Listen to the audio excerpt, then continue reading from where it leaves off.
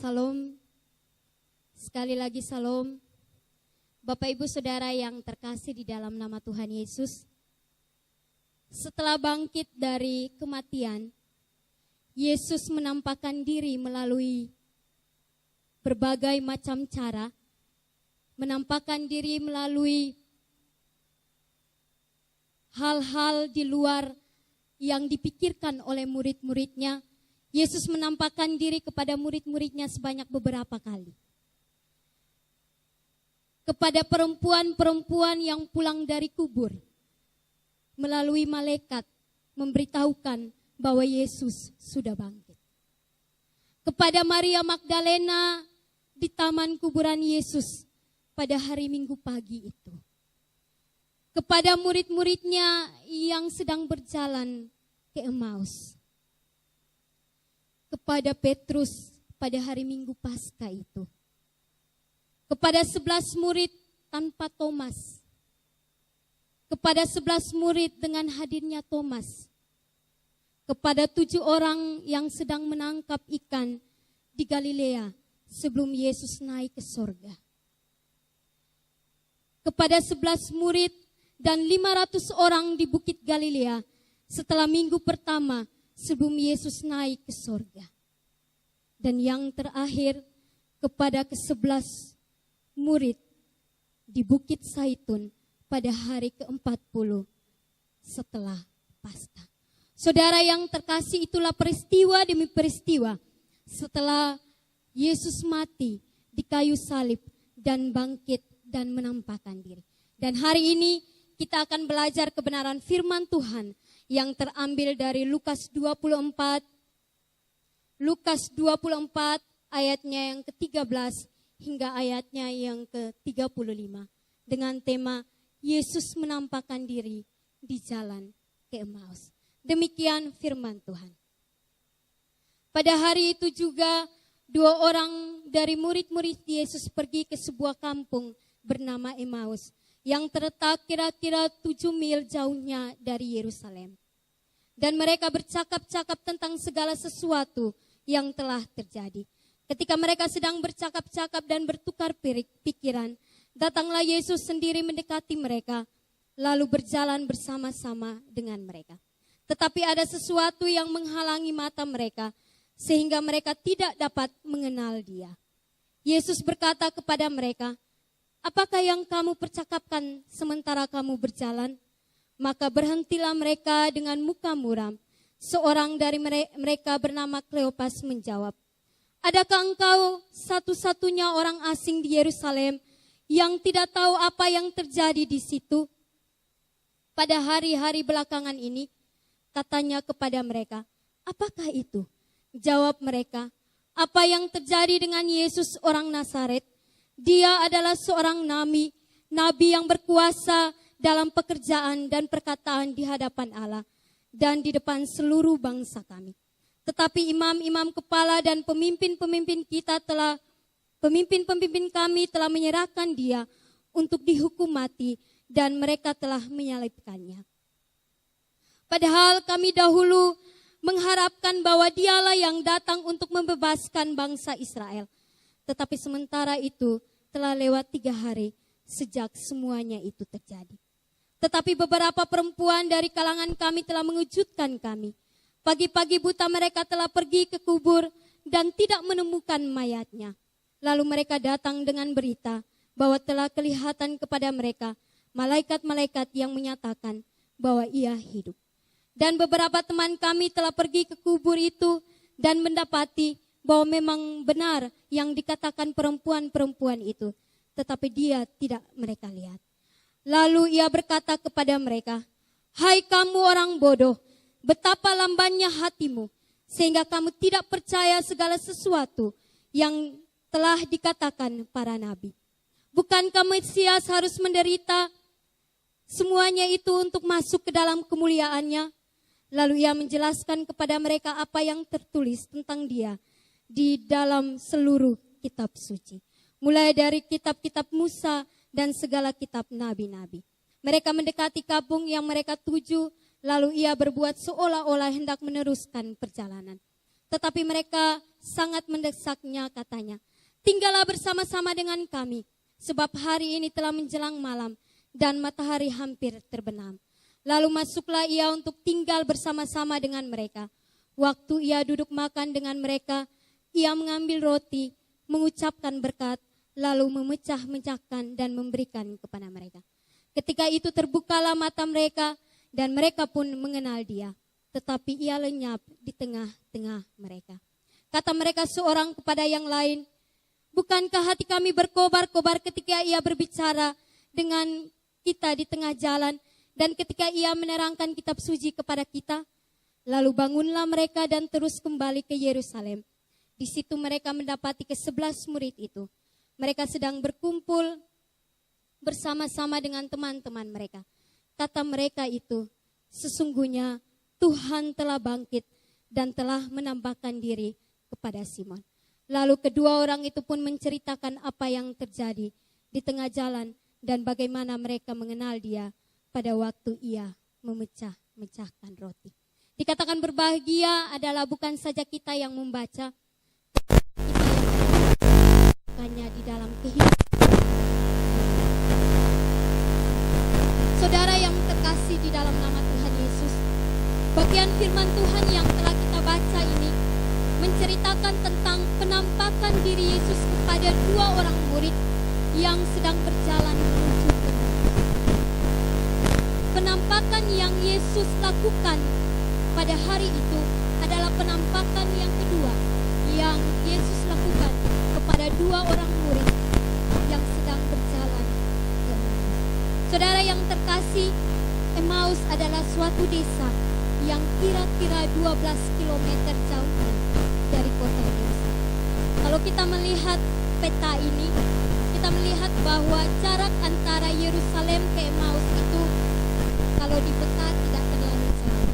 Tetapi kalau yang sebenarnya adalah jarak antara Yerusalem ke Emmaus itu 12 km dan sedikit mendaki.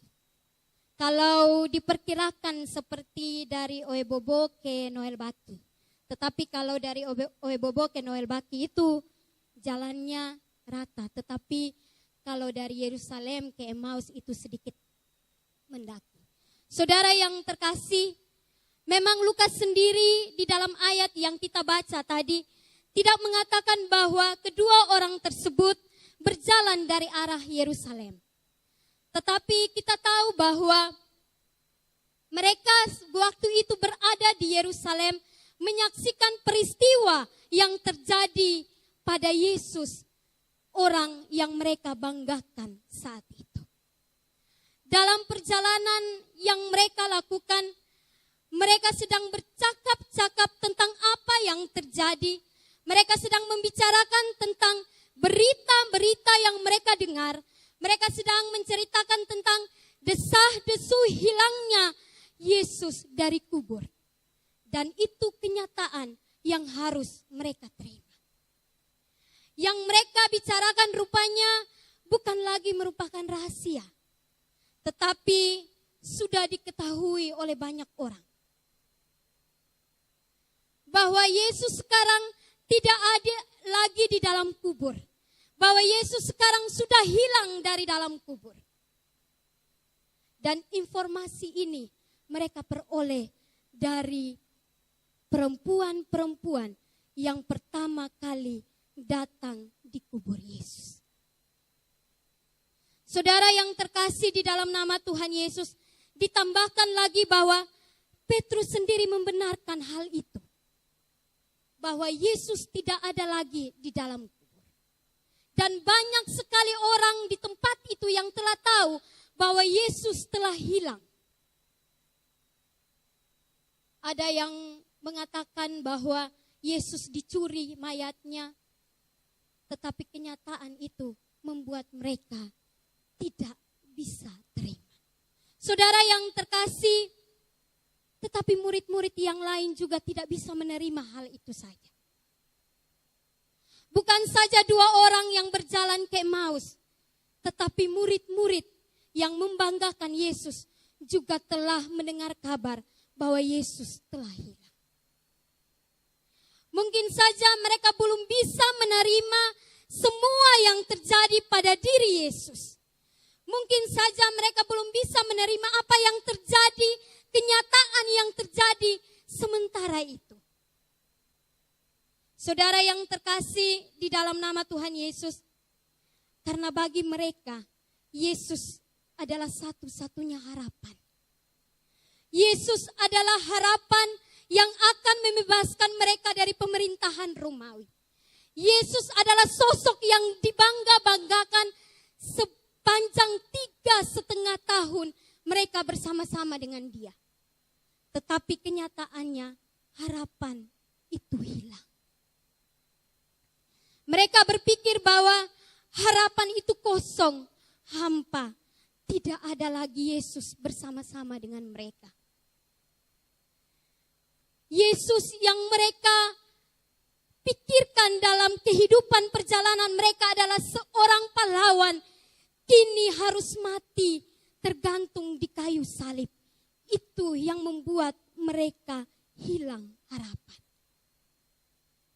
Pada ayatnya yang ke-21 yang telah kita baca tadi, di situ dikatakan, padahal kami dahulu mengharapkan bahwa Dialah yang datang membebaskan kami. Kalau kita perhatikan saudara, kelihatannya ada kalimat kecewa yang keluar dari Kleopas. Padahal kami dahulu mengharapkan bahwa Dialah yang datang untuk membebaskan bangsa Israel. Nada kecewa yang dikeluarkan oleh Kleopas. Saudara yang terkasih, berbicara tentang kekecewaan. Siapa di sini yang tidak pernah kecewa? Saya dan saudara pernah mengalami yang namanya kecewa. Orang yang kita harapkan ternyata tidak sesuai dengan kita inginkan. Kita kecewa. Mungkin sebagai orang tua, kita mengharapkan anak-anak kita menjadi sesuai dengan harapan kita. Tapi kenyataannya apa? Kita kecewa. Mungkin sebagai anak-anak, kita mengharapkan orang tua menjadi teladan. Tetapi kenyataannya apa? Mungkin di dalam pekerjaan kita, kita mengharapkan pemimpin-pemimpin kita menjadi teladan. Tetapi yang kita dapatkan apa? Mungkin di dalam pelayanan kita, apa yang kita harapkan tidak sesuai dengan kenyataannya. Kita kecewa. Saudara yang terkasih, kekecewaan merupakan hal yang wajar dalam kehidupan manusia. Khususnya di dalam kehidupan kita sebagai orang Kristen. Kadangkala kekecewaan dapat membuat orang putus asa. Karena apa yang mereka harapkan tidak sesuai dengan kenyataan. Kekecewaan membuat orang tidak mau melangkah. Sehingga banyak orang dalam situasi kecewa memutuskan diri untuk mengakhiri hidupnya. Dalam situasi kekecewaan, banyak orang tidak mau maju.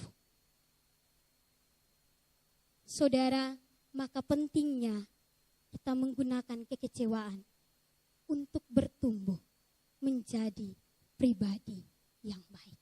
Dan tema hari ini yang akan memberkati kita yaitu berjumpa dan berubah.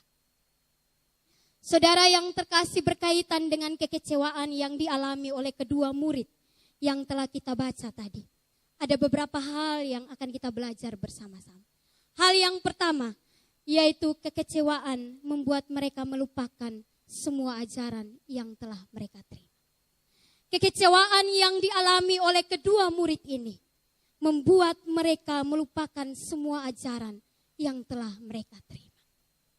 Selama 3,5 tahun, ada banyak ajaran-ajaran yang Tuhan berikan bagi mereka. Tetapi kekecewaan itu membuat mereka lupa akan ajaran yang sudah mereka terima. sebelum kita masuk dalam poin ini, saudara, kita harus mengetahui dulu siapakah kedua murid ini. Memang tidak terlalu penting, tapi saya berpikir bahwa kita harus mengetahui siapakah murid ini. Kita sudah tahu bahwa kedua murid ini salah satunya sudah disebut namanya, yaitu Kleopas. Saudara yang terkasih, tradisi mengatakan bahwa Kleopas ini nama lainnya adalah Alpheus. Dia adalah adik dari Yusuf, ayahnya Yesus. Jadi Kleopas ini adalah pamannya Yesus. Walaupun paman, tetapi dia adalah salah satu dari murid Yesus. Sedangkan yang satunya tidak tahu dia siapa karena tidak dicatat di dalam Alkitab. Tetapi ada yang mengatakan bahwa yang satunya ini adalah Petrus. Karena kelihatannya memang Yesus sendiri pengen sekali menampakkan diri secara khusus kepada Petrus. Hal yang mendukung bahwa ini adalah Petrus, ada beberapa seperti di dalam Lukas 24 ayat 34 berkata bahwa kata mereka itu sesungguhnya Tuhan telah bangkit dan telah menampakkan diri kepada Simon. Setelah itu Paulus juga sempat menyinggung bahwa adanya penampakan khusus kepada Petrus. Padahal kalau kita baca bahwa sepanjang Alkitab, sepanjang peristiwa penampakan, tidak ada momen khusus yang Yesus gunakan untuk menampakkan diri secara pribadi kepada Petrus. Tetapi Paulus menyinggung dari 1 Korintus 15 ayatnya yang kelima berkata bahwa ia telah menampakkan diri kepada Kefas dan kemudian kepada kedua belas muridnya. Saudara yang terkasih, itu adalah ayat-ayat yang mendukung bahwa itu adalah Petrus. Tetapi ada juga keberatan bahwa itu juga bukan Petrus. Kata-kata dalam Lukas 24 ayat 34 ini kelihatan disampaikan oleh dua orang yang berjalan ke Emmaus. Kalau kita melihat dalam Lukas 24 ayat 33 sampai 35, di situ dikatakan bahwa lalu bangunlah mereka dan terus kembali ke Yerusalem. Di situ mereka mendapati ke-11 murid itu. Mereka sedang berkumpul bersama-sama dengan teman-teman mereka. Kata mereka itu, sesungguhnya Tuhan telah bangkit dan telah menampakkan diri kepada Simon. Lalu kedua orang itu pun menceritakan apa yang terjadi di tengah jalan dan bagaimana mereka mengenal dia pada waktu ia memecahkan roti. Dikatakan bahwa kedua orang itu bertemu dengan ke-11 murid pada ayatnya yang ke-33. Berarti Petrus juga ada dalam kelompok ke-11 murid saat itu. Ini keberatan bahwa itu bukan Petrus. Saudara yang terkasih, kalau itu memang Petrus, rasanya aneh kalimatnya seperti ini. Coba kita lihat dalam Lukas 24 ayat 34. Kata mereka itu, sesungguhnya Tuhan telah bangkit dan telah menampakkan diri kepada Simon. Lebih pas jika kalimat seperti ini. Sesungguhnya Tuhan telah bangkit dan telah menampakkan diri kepada kami. Saudara yang terkasih, Matthew Henry berkata bahwa tidak mungkin Petrus adalah salah satu dari kedua orang itu. Kita tahu bahwa betul sifat Petrus. Seandainya dia salah satu dari kedua murid itu, pastilah dia akan tampil berbicara, bukan Kleopas. Kita tahu bukan Petrus bagaimana? Kalau seandainya itu Petrus, maka dia yang akan berkata, kami mengharapkan. Dia yang akan duluan berkata. Tetapi kalau memang itu Petrus, kenapa dia kasih tinggal Kleopas yang berbicara? Padahal kita tahu bahwa Petrus itu adalah murid yang paling suka di depan-depan. Saudara yang terkasih di dalam nama Tuhan Yesus. Kalau dikatakan 2 orang ini bertemu dengan 11 murid, tidak berarti bahwa Petrus tidak termasuk di dalamnya. Petrus juga termasuk di dalam. Karena Calvin berkata bahwa perkataan itu adalah perkataan yang gaya bahasa yang sering dikeluarkan di kalangan orang-orang di tempat itu. Seperti kata-kata Paulus dalam 1 Korintus 5 ayat yang ke-15. Di situ dikatakan bahwa ia telah menampakkan diri kepada Kefas dan kemudian kepada ke-12 murid. Kalau saudara ingat bahwa Yesus menampakkan diri kepada ke-12 murid itu tidak mungkin karena saat itu Yudas sudah mati. Tetapi itu gaya bahasa yang dikeluarkan. Karena waktu itu pun Matias juga belum dipilih menggantikan Yudas. Saudara yang terkasih di dalam nama Tuhan Yesus. Jadi kata mereka di dalam ayat 33 itu seperti Lukas 24 ayat 33, kata mereka itu sesungguhnya Tuhan telah bangkit. Seandainya itu di dalamnya kedua orang itu adalah Petrus, maka tidak disebutkan mereka. Saudara yang terkasih, bingung bukan?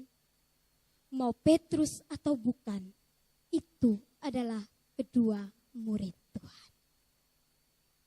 Yang menjadi persoalan bukan kedua murid itu, tetapi bagaimana peristiwa kehidupan mereka saat itu.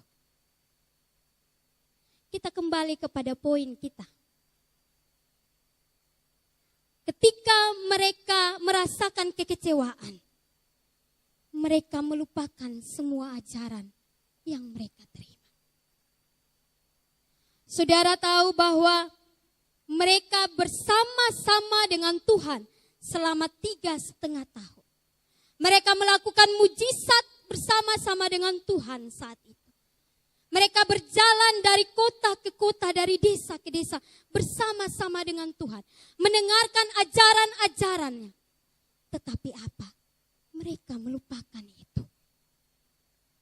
Saudara, wajar sekali bahwa peristiwa itu menjungkir balikan iman percaya mereka, bahkan harapan mereka. Kekecewaan itu mereka katakan dari kalimat, padahal kami mengharapkan. Matteo Henry berkata bahwa mereka merasa kecewa karena sudah berharap banyak darinya. Mereka telah putus harapan dan tidak tahu berbuat apa untuk mendapatkannya kembali. Mereka putus harapan dan mereka tidak tahu apa yang harus mereka lakukan. Memang kekecewaan yang dialami oleh kedua murid Yesus ini juga sering kita alami, bukan? Dalam berbagai macam hal. Kekecewaan yang kita alami karena disebabkan oleh orang-orang dekat kita, bukan? Saya tidak mungkin kecewa dengan Ari Wibowo kalau saya tidak kenal dia. Saya tidak mungkin kecewa dengan artis di luar negeri sana kalau saya tidak kenal dia. Tetapi saya kecewa ketika saya dekat dengan Sonya dan Sonya mengkhianati saya. Pasti rasa kecewa. Begitu juga dalam kehidupan kita. Orang yang sering membuat kita kecewa adalah orang di dekat kita.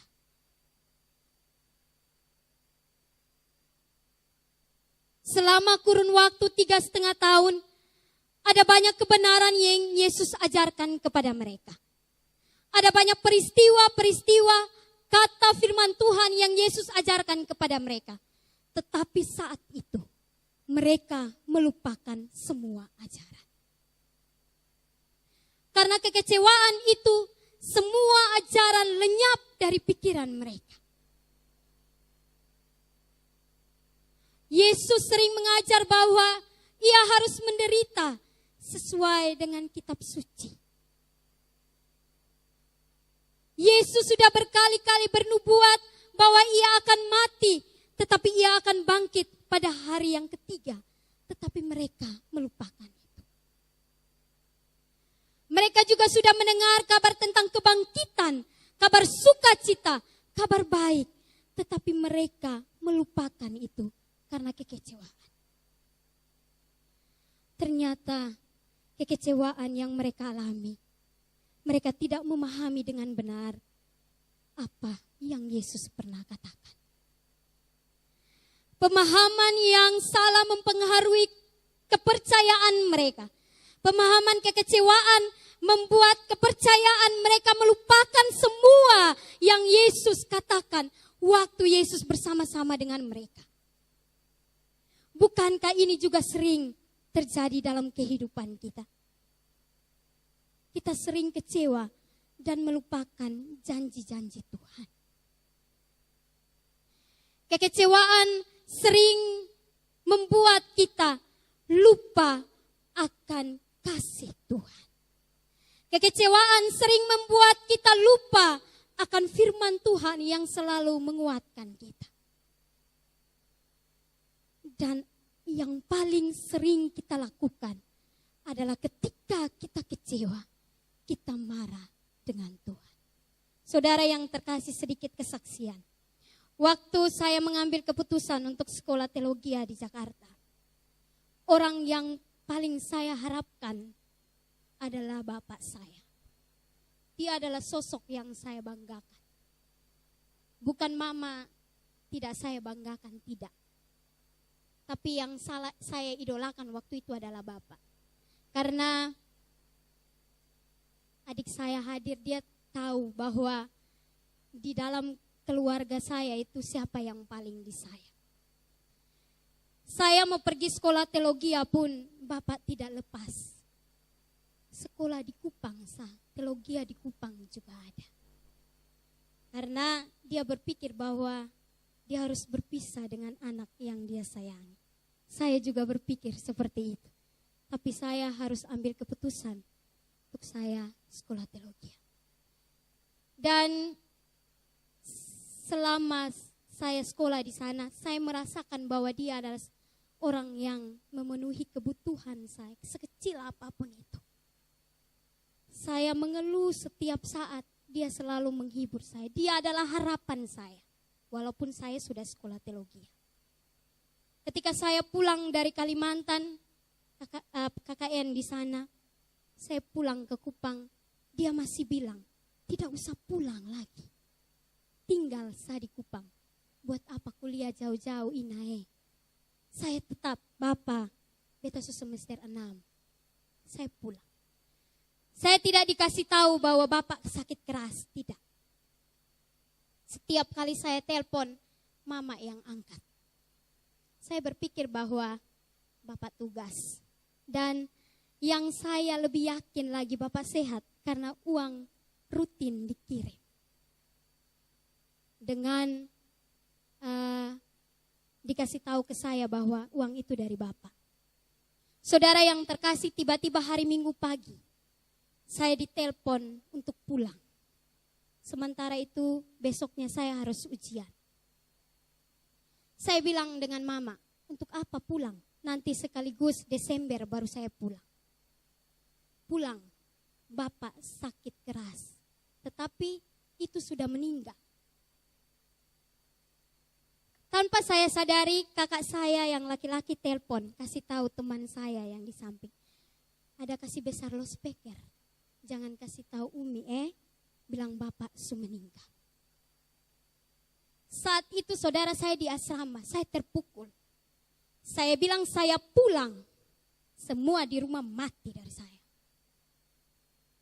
Saat itu juga ada saudara saya, singkat cerita, beli tiket dan saya hari Minggu itu juga saya pulang. Saudara, saat itu saya pulang, yang jemput saya itu saudara, banyak sekali seperti gubernur yang turun. Karena mereka tahu bahwa orang yang turun ini adalah anak kesayangan dari Bapak. Dan mereka masuk di lapangan, minta izin, jemput saya keluar. Saudara membayangkan, dapat berita Bapak sakit, tapi pulang tank berdiri. Saya kecewa dengan Tuhan. Saya kecewa dengan saudara-saudara saya. saya putuskan saya tidak kembali lagi sekolah. Kalau saya tahu saya sekolah dan saya pulang tidak dapat bapak, saya tidak akan sekolah. Saudara, saya kecewa saat itu. Saya jengkel sekali. Saya masuk di rumah tidak ada yang berani bersuara. Menangis pun berhenti. Tetapi ketika saya setelah kubur, saya rasa bahwa semua Tuhan buat itu indah. Saya percaya bahwa Tuhan akan menggantikan orang lain yang bisa membiayai saya selain Bapak saya. Saudara yang terkasih, walaupun sedikit panjang tapi ini memberkati. Waktu itu kakak saya tes PNS. Lulus 3 hari sebelum Bapak meninggal. Pos Kupang datang antar kelulusan pengadilan. Dan itu saya percaya bahwa itu pengganti Bapak saya. Di situ saya kuat, saya pergi sekolah. Dan saya lulus walaupun Bapak tidak mendampingi saya. Saya kecewa, kenapa Tuhan buat itu? Tapi saya tidak tahu bahwa ada hal terindah yang Tuhan buat dalam kehidupan saya. Saudara yang terkasih, ketika kita kecewa, seringkali kita marah dengan Tuhan, bukan? Tetapi mari kita lihat respon Tuhan Yesus ketika murid-muridnya kecewa dengan dia. Lukas 24 ayatnya yang ke-25 dikatakan, "Hai kamu orang bodoh, betapa lambannya hatimu sehingga kamu tidak percaya segala sesuatu yang dikatakan para nabi." Hai orang bodoh, betapa lambannya. Saudara yang terkasih, Yesus mengatakan kata bodoh untuk teguran kepada murid-muridnya. Barnard berkata bahwa itu bukan suatu ungkapan penghinaan. Itu merupakan ungkapan yang menunjukkan bahwa mereka tidak mempunyai pikiran dan bahwa mereka tidak secara benar memperhatikan bukti-bukti bahwa ia harus mati dan bangkit kembali. Mereka sudah dengar kabar baik. Mereka sudah dengar ajaran. Tapi karena kekecewaan mereka lupa. Yesus menegur mereka. Hai kamu orang bodoh, betapa lambannya hatimu. Nampak sekali bahwa teguran Yesus ini keras, bukan? Tetapi dilakukan dengan kasih. Dan teguran ini mereka dapatkan memang pantas. Karena mereka melupakan semua ajaran. Sama seperti Tuhan tidak senang dengan memandang orang bodoh yang ketika kecewa melupakan semua ajaran-ajaran Tuhan. Demikian juga ketika Tuhan lihat kita kecewa dan kita melupakan semua ajaran, Tuhan akan katakan, hai orang bodoh, betapa lambannya. Kalau kekecewaan itu ada pada kita, sedangkan kita sering mendengarkan kebenaran-kebenaran firman Tuhan, saya takut Yesus katakan itu pada kita. Sekecewanya kita, bagaimanapun keadaannya kita, jangan pernah abaikan janji-janji Tuhan. Hilangnya harapan sehingga kita kecewa pun, jangan pernah melupakan firman Tuhan yang disampaikan tiap hari. Kalau saudara sakit dan terus berobat, terus berobat, terus tidak sembuh, saudara marah kepada Tuhan. Awas, Tuhan katakan, hai orang bodoh. Kalau saudara mengalami hal-hal yang tidak sesuai dengan kehendak saudara, kalau saudara kecewa, jangan pernah melupakan janji-janji Tuhan. Karena nanti Tuhan katakan, hai orang bodoh. Saudara yang terkasih, Rasa kecewa bukan saja melupakan semua ajaran yang mereka terima, tetapi kabar baik yang mereka terima saat itu juga membuat mereka lupa. Kabar baik yang mereka terima dari perempuan-perempuan yang pertama kali pergi ke kubur, bahwa Yesus sudah bangkit dan disampaikan oleh malaikat. Mereka kecewa, mereka tidak pikir kabar baik itu.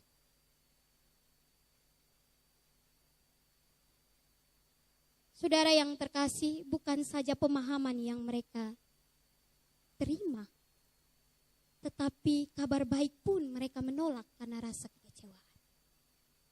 Itu poin yang pertama. Poin yang kedua yang akan kita belajar bersama-sama, yaitu kekecewaan membuat mereka menjauh dari persekutuan dengan murid-muridnya. Yang pertama, kekecewaan membuat mereka lupa akan ajaran-ajaran. Yang kedua adalah kekecewaan membuat mereka menjauh dari persekutuan. Mereka menjauh, mereka memilih untuk pergi ke Emmaus, meninggalkan murid-murid yang lain. Kekecewaan membuat mereka menghindar dan pergi ke Emmaus, yang kira-kira 7 mil jauhnya.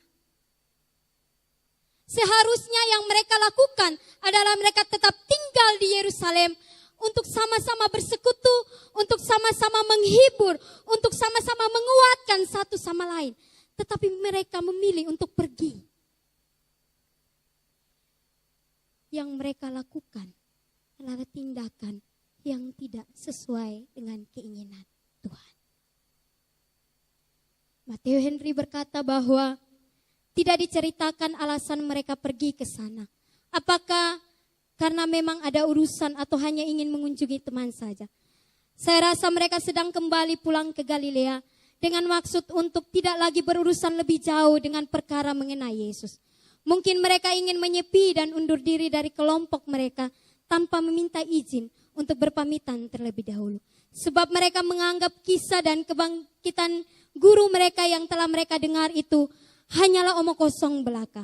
Maka tidak heran jika mereka mulai menyusun rencana untuk pulang ke tempat asal mereka secepat mungkin. Yang mereka lakukan adalah lebih baik mereka pulang ke tempat asal mereka. Hal yang sama dilakukan juga oleh Thomas. Bukan saja 2 murid itu, tetapi Thomas juga melakukan hal yang sama. Tuhan Yesus menampakkan diri kepada murid-muridnya pada hari kebangkitan. Ternyata Thomas tidak ada bersama-sama dengan murid-murid saat itu. Jadi bukan saja kedua murid, tetapi Thomas juga tidak ada. Mengapa Thomas tidak ada? Saya tidak tahu Thomas tidak ada kenapa. Tetapi mungkin saja Thomas sedang sedih. Makanya dia memilih untuk sendiri. Atau mungkin saja Thomas sedang menangis karena orang yang diharapkan juga harus mati. Bagaimana dengan kita? Jadi kalau orang yang kita kasihi pun mati, apakah kita ketawa-ketawa saja? Tidak, bukan? Ya, saya berpikir mungkin Thomas ada sedih. Salahnya Thomas di sini adalah bahwa ia melakukan hal secara lewat batas. Sehingga ia sama sekali tidak bersekutu dengan saudara-saudaranya atau murid-murid Yesus. Kita tahu bahwa kita tidak tahu apa tujuan murid-murid berkumpul saat itu. Tetapi ada beberapa penafsir berkata bahwa murid-murid berkumpul saat itu adalah untuk berbakti. Dan itu adalah hari pertama, minggu itu, ketika mereka bersama-sama bersekutu. Saudara yang terkasih, Barnes Note berkata bahwa layak diperhatikan bahwa ini adalah perkumpulan pertama yang dilakukan untuk kebaktian pada hari Tuhan.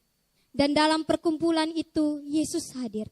Sejak saat itu, hari itu dihormati dalam gereja sebagai hari Sabat Kristen, khususnya untuk memperingati kebangkitan Kristus. Membolosnya Thomas dari kebaktian ini, rupanya Thomas rugi. Kenapa saya bilang begitu? Thomas rugi. Coba kita lihat Yohanes 20 ayat 19 sampai 23. Pada waktu itu datanglah Yesus dan berdiri di tengah-tengah mereka dan berkata, "Damai sejahtera bagi kamu." Dan sesudah berkata demikian, ia menunjukkan tangannya dan lambungnya kepada mereka. Murid-muridnya itu bersuka cita. Ketika mereka melihat Tuhan, maka kata Yesus sekali lagi, "Damai sejahtera bagi kamu. Sama seperti Bapa mengutus aku, demikian juga sekarang aku mengutus kamu." Dan sesudah berkata demikian, ia menghembusi mereka dan berkata, "Terimalah Roh Kudus. Jikalau kamu mengampuni dosa orang, dosanya diampuni. Dan jika kalau kamu menyatakan dosa orang, tetap ada, dosanya tetap ada." Dari teks ini nampaknya bahwa Yesus menampakkan diri kepada murid-muridnya tanpa Thomas. Dan apa yang saya katakan? Thomas rugi bukan? Yang pertama, karena apa? Karena Thomas 2 kali tidak mendapat damai sejahtera dari Tuhan. Ayatnya yang ke-19, damai sejahtera bagi kamu. Thomas tidak ada. Ayatnya yang ke-21, damai sejahtera bagi kamu. Thomas tidak ada. 2 kali. Sukacita saat itu Thomas tidak ada. Perintah pengutusan Thomas tidak ada. Roh Kudus atau kuasa Thomas juga tidak ada. Kuasa untuk menyatakan pengampunan dari Allah Thomas tidak ada. Thomas rugi bukan? Thomas kehilangan berkat itu karena ia bolos dari pertemuan atau kebaktian saat itu. Nah, Theo Henry berkata bahwa karena absennya ia tidak mendapatkan kepuasan dari melihat Tuhannya bangkit. Dan ia tidak ikut ambil bagian dengan murid-muridnya dalam sukacita mereka pada peristiwa itu. Perhatikan, mereka tidak tahu mereka kehilangan apa pada waktu mereka secara ceroboh absen dari perkumpulan yang ditetapkan dari orang-orang Kristen. Mereka bolos, mereka tidak mendapatkan apa-apa. Seringkali juga kita demikian bukan? Kita menjauhkan diri dari persekutuan-persekutuan saudara seiman. Kita mengundurkan diri dari pelayanan. Kita tidak mau datang gereja. Kita lupa bahwa ada berkat yang Tuhan sediakan hari itu. Betapa banyaknya orang karena kekecewaan memilih untuk tidak ke gereja.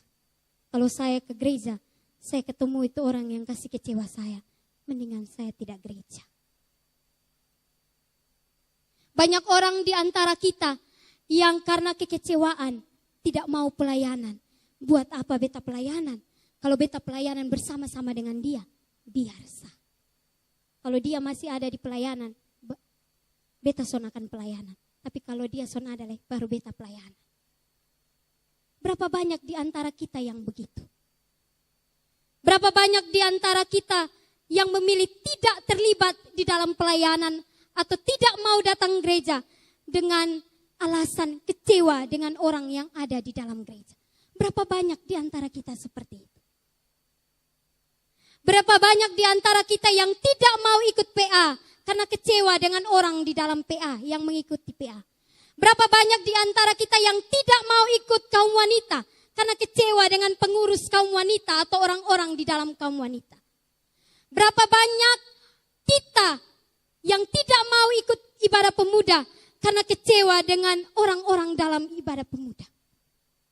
Berapa banyak di antara kita yang tidak mau datang gereja hanya karena kecewa dengan orang yang berdiri jadi singer dan khotbah? Ingat bahwa saudara akan kehilangan berkat seperti Thomas dan 2 orang itu. Kalau kita sudah punya komitmen dengan Tuhan, mau melayani, mau ke gereja, mau dibentuk di dalam gereja, mau bersekutu dengan Tuhan, hilangkan semua itu. Jangan karena alasan sepele. kita meninggalkan persekutuan. Nats pembimbing kita tadi berkata bahwa janganlah kita menjauhkan diri dari pertemuan-pertemuan ibadah kita, seperti yang dibiasakan oleh beberapa orang. Tetapi marilah kita saling menasihati dan semakin giat melakukannya menjelang hari Tuhan yang mendekat. Saudara yang terkasih, itu poin yang kedua. Poin yang terakhir, poin yang ketiga. Perjumpaan pribadi dengan Yesus mengubah mereka. Tadi apa poin pertama? Mereka lupa semua ajaran. Poin kedua, mereka meninggalkan persekutuan. Poin yang ketiga, ketika mereka berjumpa dengan Yesus, mengubah kehidupan mereka. Saudara yang terkasih, ayatnya yang ke-15 berkata bahwa ketika mereka sedang bercakap-cakap dan bertukar pikiran, datanglah Yesus berdiri mendekati mereka, lalu berjalan bersama-sama dengan mereka. Ketika mereka dalam keadaan kecewa karena keadaan yang membuat mereka tidak bisa terima, Yesus hadir bersama-sama dengan mereka. Dari ayat ini kita melihat bahwa ini inisiatif Yesus. Inisiatif Yesus untuk berjumpa dengan mereka, bukan inisiatif mereka. Kalau kita menjadi orang percaya, ingat bahwa itu inisiatif dari Tuhan, bukan inisiatif kita. Kalau kita menjadi orang yang percaya, itu sudah ketetapan Tuhan. Perubahan yang terjadi dalam kehidupan mereka. Ada beberapa perubahan. Yang pertama, perjumpaan pribadi dengan Yesus membuat mereka mengingat dan mengerti semua ajaran yang sudah mereka terima. Mereka lupa tadi, tetapi ketika mereka berjumpa dengan Yesus, mereka mengingat kembali semua ajaran. Ayatnya yang ke-19 dan 20 berkata, katanya kepada mereka, apakah itu? Jawab mereka, apa yang terjadi dengan Yesus orang Nazaret? Dia adalah seorang nabi yang berkuasa dalam pekerjaan dan perkataan di hadapan Allah dan di depan seluruh bangsa kami. Tetapi imam-imam kepala dan pemimpin-pemimpin kami telah menyerahkan dia untuk dihukum mati dan mereka telah menyalibkan dia. Dua ayat ini tidak lagi mereka lupa, tetapi mereka mengingat bahwa Yesus harus mengalami peristiwa itu.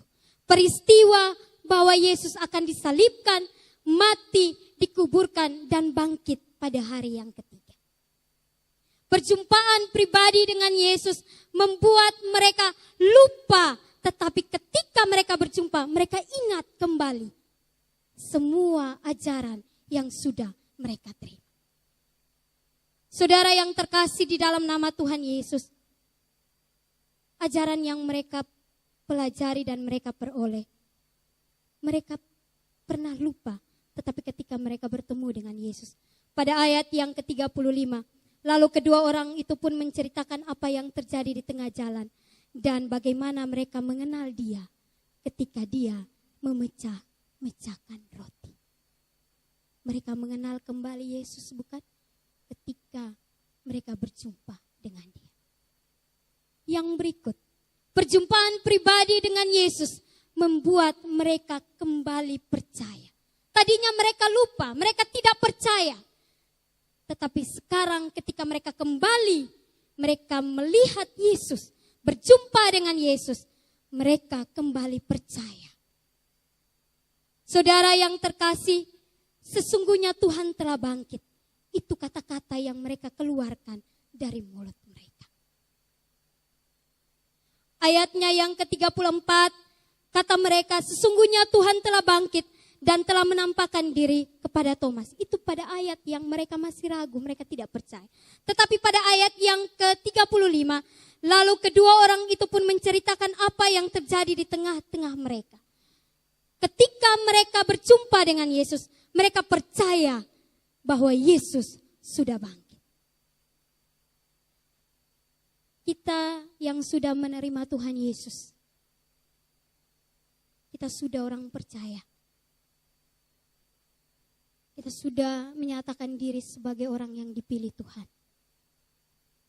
Kita juga sudah berjumpa dengan Yesus secara pribadi.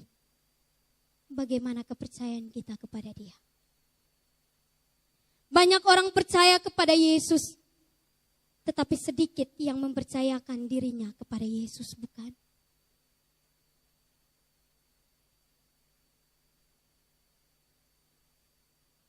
Pertanyaan itu boleh kita jawab dalam kehidupan kita sendiri.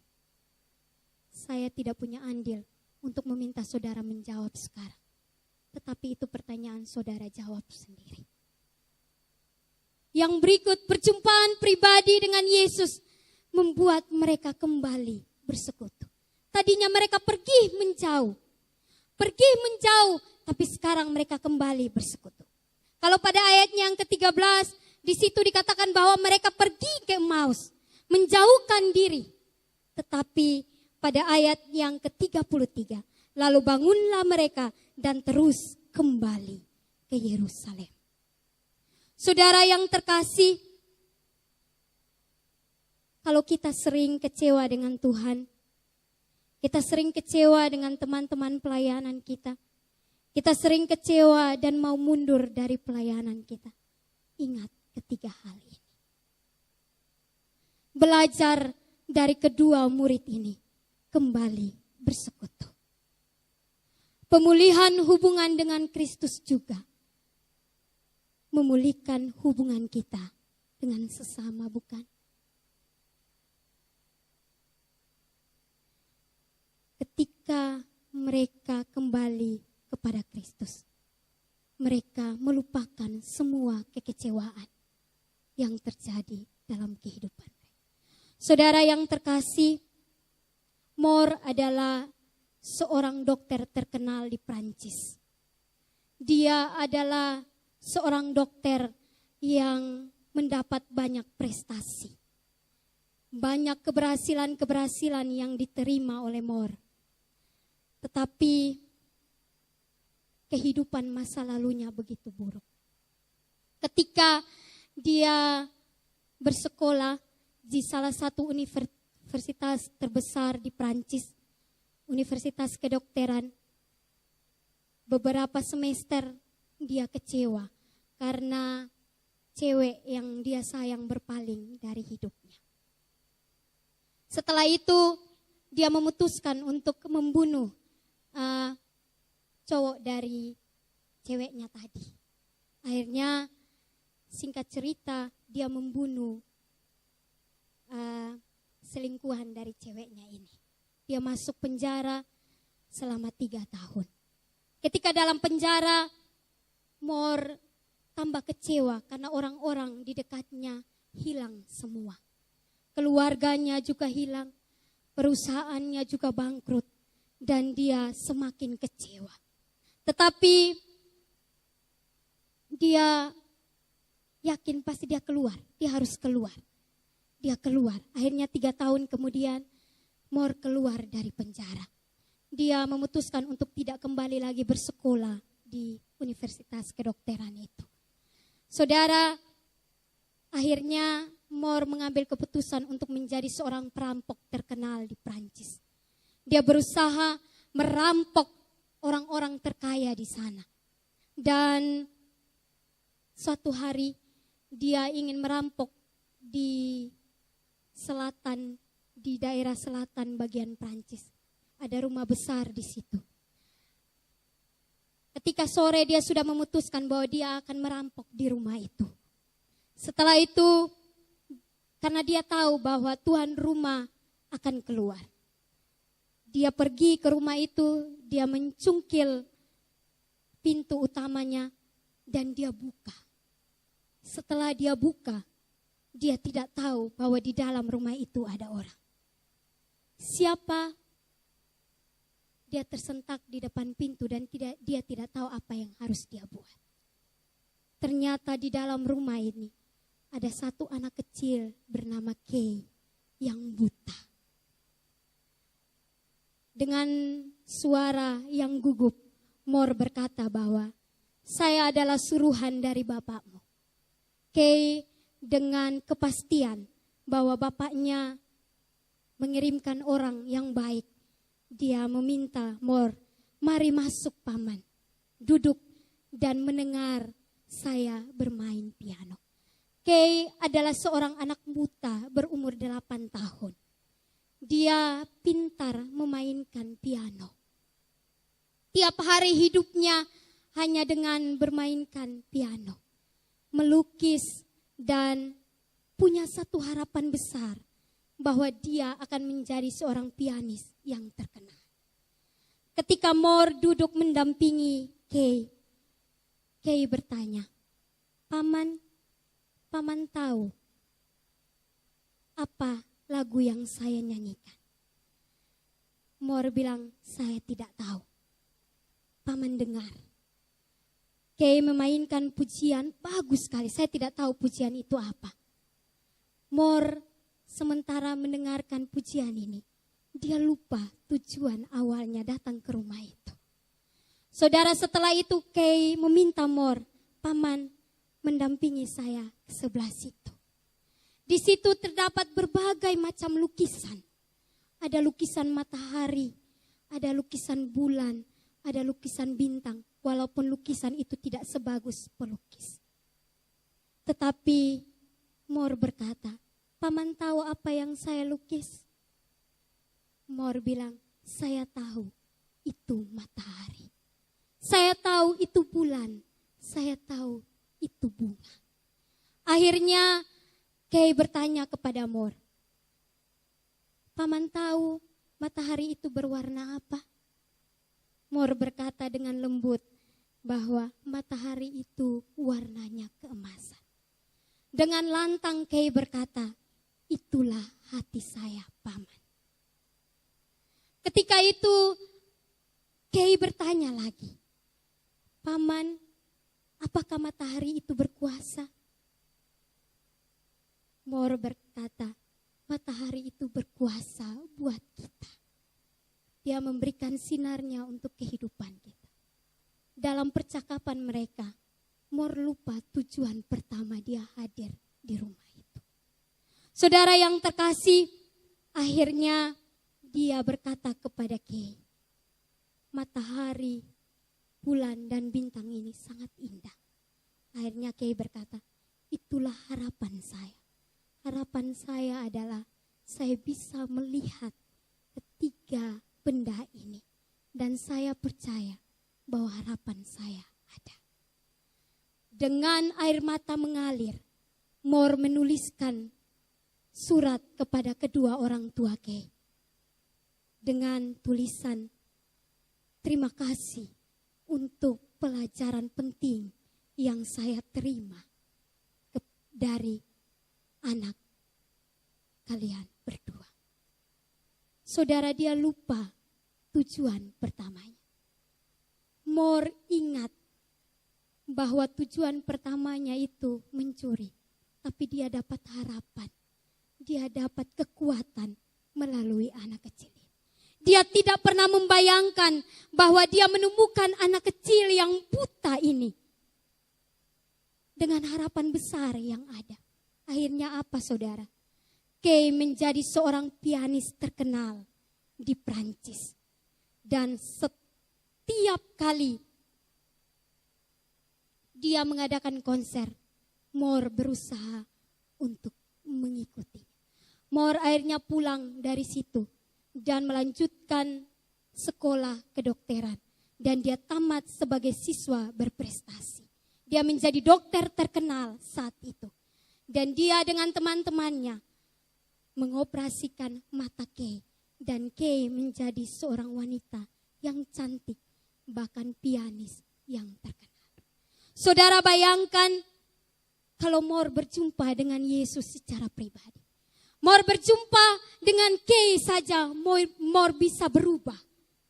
Berubah dari kehidupan lamanya. Kehidupan seorang perampok, kecewa dengan Tuhan dan memutuskan untuk menjadi penjahat. Tetapi ketika dia bertemu dengan Kay, anak buta itu, apa yang terjadi? Dia berubah.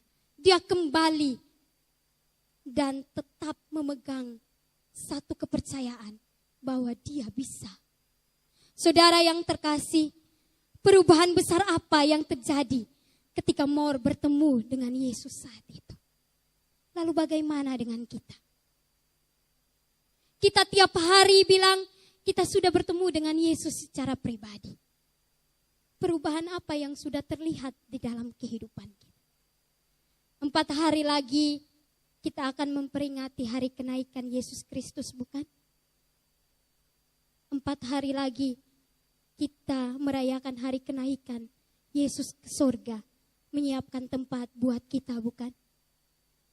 Saudara harus ingat, jangan bilang kita mengingat dan mengerti ajaran Yesus yang sering kita dengar dan kita pelajari, kalau kita masih ada kekecewaan dalam hati kita. Jangan bilang itu. Jangan bilang kita percaya kepada Allah kalau kita masih menyimpan kekecewaan dalam hati kita. Jangan bilang kita berjumpa secara pribadi dengan Kristus kalau kekecewaan itu masih terus menguasai hati kita. Jangan bilang kita berjumpa secara pribadi dengan Kristus kalau kita masih menjauhkan diri dari persekutuan-persekutuan ibadah. Jangan bilang kita mau merayakan hari kenaikan Kristus kalau kekecewaan itu masih ada pada diri kita semua. Saya dan saudara pernah mengalami yang namanya kecewa. Kecewa dengan orang-orang di sekitar kita. Tapi hari ini kita mendapat teguran. Hilangkan semua kekecewaan itu. Karena kita percaya Tuhan akan mampukan kita melewati. Kita layak bisa mengikuti hari kenaikan Kristus kalau kekecewaan itu kita buang. Lupakan kekecewaan. Memang sulit, tapi berusaha melupakan itu. Kalau Mor bisa, kalau kedua murid itu bisa, saya percaya saya dan saudara layak mengikuti kebaktian kenaikan Kristus ke surga kalau kita sudah percaya. Amin. Mari kita berdoa.